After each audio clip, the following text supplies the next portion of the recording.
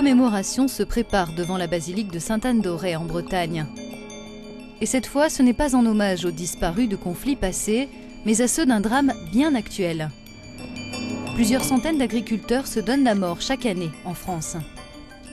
Cet exploitant agricole voulait honorer leur mémoire et alerter l'opinion. J'ai beaucoup de collègues qui ont quitté ce monde dans le secteur. Et puis j'ai constaté qu'on n'avait jamais eu de journée de commémoration pour eux. Et j'en étais toujours triste. Je me sentais qu'il y avait une certaine forme d'injustice, pas de reconnaissance vis-à-vis d'un travail, de gens qui se tuent au travail justement pour nous nourrir tous. D'ici à la cérémonie prévue le 11 octobre, Jacques Geffredo compte installer 600 croix pour autant de suicides parmi les agriculteurs français chaque année, d'après ses estimations. L'Institut français de veille sanitaire estime le nombre de cas à près de 200. C'est la catégorie socio-professionnelle la plus touchée. C'est un phénomène qui est identique dans les autres pays européens. On pourrait parler de l'Allemagne, où les chiffres qui sont donnés sont au minimum de 500, 400 en Belgique. Et en Italie, il y en a beaucoup aussi. Moi, je n'ai pas fait d'études sur les autres pays européens. On m'a dit qu'en Roumanie, il y en avait beaucoup. Donc, je pense que c'est pas un problème franco-français, c'est un problème européen. Même si le passage à l'acte ne s'explique pas toujours exclusivement par des difficultés professionnelles, on peut s'interroger.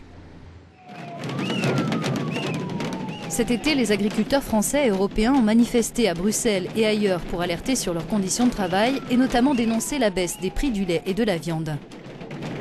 Ce qui les étrangle, la fin des quotas laitiers, le recul de la demande mondiale et l'embargo russe sur les produits agricoles européens. Réponse de la Commission européenne en septembre, 500 millions d'euros ont été débloqués pour leur venir en aide, mais plutôt que des subventions, ils auraient préféré une nouvelle forme de régulation. C'est ce que voulait aussi cette agricultrice bretonne. La ferme laitière de 75 vaches qu'elle gère avec ses parents est en grande difficulté. Elle fonctionne à perte. Avec la baisse des prix, la tonne de lait est vendue à 300 € alors qu'elle coûte 345 € à produire. À cela s'ajoute un facteur aggravant, la levée des quotas. Les industriels qui achètent le lait poussent désormais à augmenter les volumes. Ils visent, eux, un quota de 800 000 litres par personne. Nous, on est 3 pour faire ce quota-là. On ne va pas continuer à travailler comme ça pour rien. Les jeunes ne veulent plus d'ailleurs s'installer comme dans ces conditions-là. Jamais de week-end, jamais de vacances, 70 heures par semaine minimum et pas de salaire en plus. Mais il n'y a que nous qui sommes assez bonnes poires pour travailler dans ces conditions-là. Dans les autres pays de l'Europe, ils souffrent comme nous. La base, elle est comme nous, elle est en train de mourir. Nous, on a été à Bruxelles manifester. Les Allemands, ils étaient à nos côtés pour dire qu'ils mouraient comme nous. Et ils demandent également la régulation. Et les politiques n'écoutent pas. Les parents d'Audrey ont démarré leur activité au début des années 80, avant la mise en place en 1984 des quotas destinés à diminuer les excédents de production et à réguler le marché en Europe. En avril dernier, les États membres de l'Union se sont mis d'accord pour les lever afin de répondre à une demande croissante de lait dans le monde. Celle-ci a baissé depuis. Le père d'Audrey est inquiet pour l'avenir de sa fille. Nous, on a plus longtemps à faire, on a 5 ans à faire encore.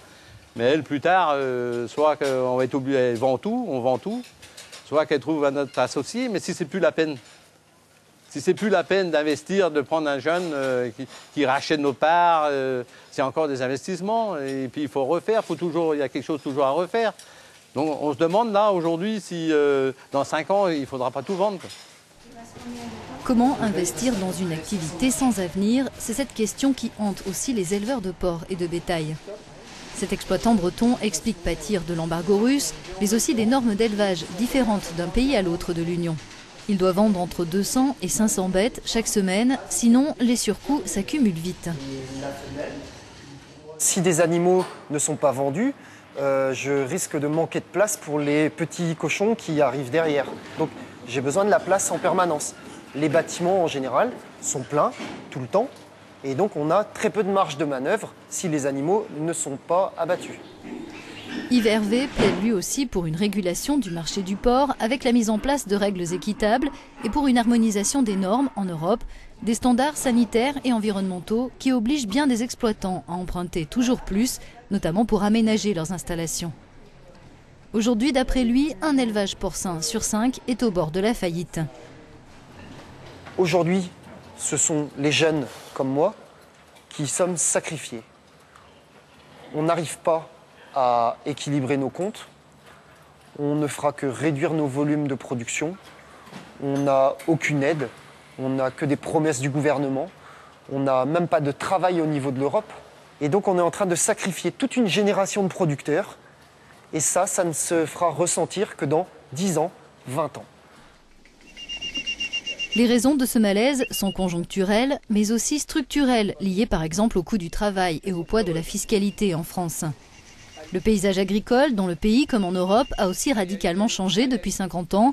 En France, en 1960, le secteur employait 4 millions de personnes, c'est moins d'1 million aujourd'hui.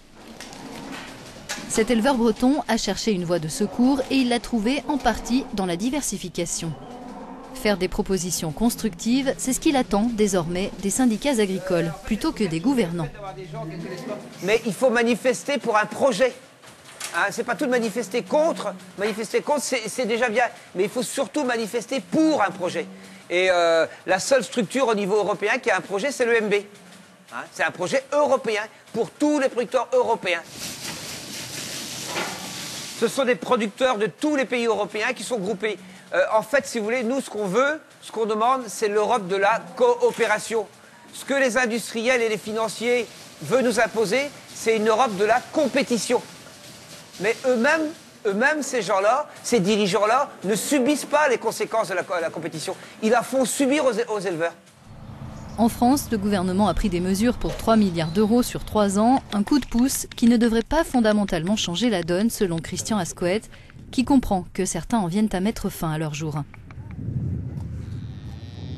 C'est une réalité qui tue, il faut le savoir, quoi. Et je pense que les chiffres en France, on parle d'au moins un agriculteur par jour qui se suicide. Je pense que les chiffres sont très en deçà de la réalité pour des raisons que je n'évoquerai pas. Hein.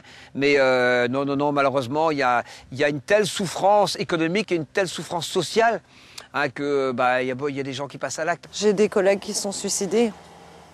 Et pour moi, les responsables, c'est l'Europe et les coopératives. Donc on meurt aujourd'hui, même si on a une solution qu'on leur propose, ils la rejettent parce que pour eux, il faut regrouper les fermes. C'est pas juste. Ça nous a pris 10 ans avec mes parents à trouver notre système, à ce que ça fonctionne. Parce que quand je me suis installée, on a rencontré beaucoup de problèmes sanitaires, ça nous a coûté très cher.